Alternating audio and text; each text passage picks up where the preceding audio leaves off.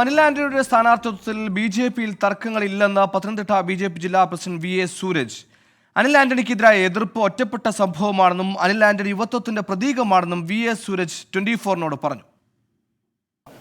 അനിൽ ആന്റണി വന്നത് ഒരു യുവത്വത്തിൻ്റെ പ്രതീകവും കൂടിയാണ്. അദ്ദേഹം വളരെ മിടുക്കനായിട്ടുള്ളൊരു സ്ഥാനാർത്ഥിയാണ്. അദ്ദേഹം എല്ലാ പാർട്ടി പ്രവർത്തകന്മാരും അദ്ദേഹത്തെ അംഗീകരിക്കുന്നുണ്ട്. ഞങ്ങളെല്ലാവരും ഒറ്റക്കെട്ടായിട്ട് അദ്ദേഹത്തിൻ്റെ വിജയത്തിന് വേണ്ടി പരിശ്രമിക്കുന്നതാണ്. അനിൽ ആന്റണി ജയസാധ്യത കുറഞ്ഞ സ്ഥാനാർത്ഥിയാണെന്നായിരുന്നു ബി.ജെ.പി ചിറ്റാർ നിയോജക മണ്ഡലം വൈസ് പ്രസിഡന്റ് കെ.എസ്. പ്രതാപന്റെ പ്രതികരണം. പി.സി. ജോർജോ ശ്രീധരൻപിള്ളിയോ ആയിരുന്നുവെങ്കിൽ വിജയം ഉറപ്പായിരുന്നു. നേതൃത്വം അടിയന്തരമായി ഇടപെടണമെന്നും കെ.എസ്. പ്രതാപൻ 24-നോട് പറഞ്ഞു.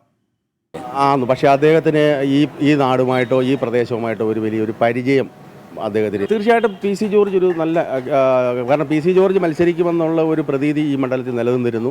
അതിനനുസരിച്ചുള്ള ഒരു പ്രവർത്തനം താഴെത്തട്ടിൽ ഉണ്ടായിരുന്നു.